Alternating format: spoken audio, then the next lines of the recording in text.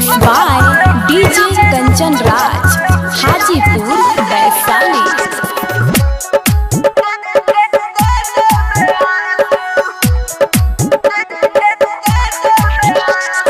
हमरा से दूरे रहू आव जन पासू हंसत अखिया में दे देबे आंसू। हमरा से दूरे रहू आव जन पासू हंसत अखिया में दे देबे आंसू।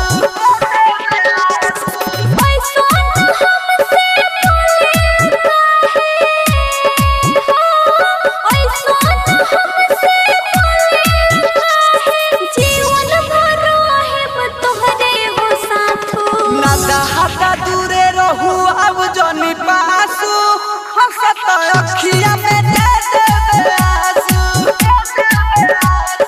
हमरा से दूरे रहू अब जनी पासू हंसत अखिया में दे देबे आंसू। DJ Kanchan Raj, DJ Kanchan Raj,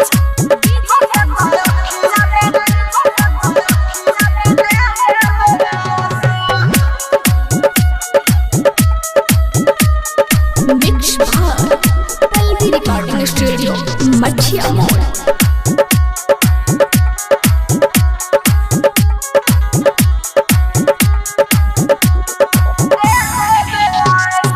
जानेलु सोन बड़ी तिरिया चरितर जानेलु सोन बड़ी तिरिया चरितर करबू सघात रही दिलवे के भीतर।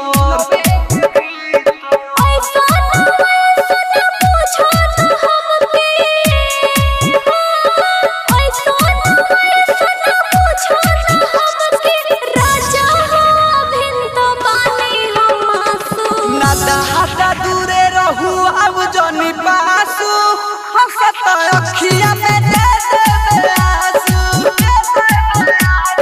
हमरा से दूरे रहू अब जनी पासू हंसत अखिया में दे देबे आंसू। DJ Kanchan Raj, DJ Kanchan Raj,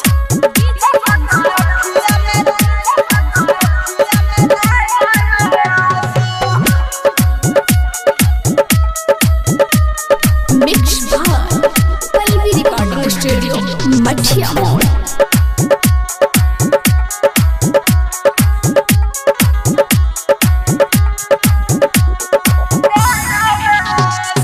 परमोध छोटू के बनाव जौन बुध अपी पराठी बनाव जनी बुध करी हो ना प्यार समझावे ले गुड।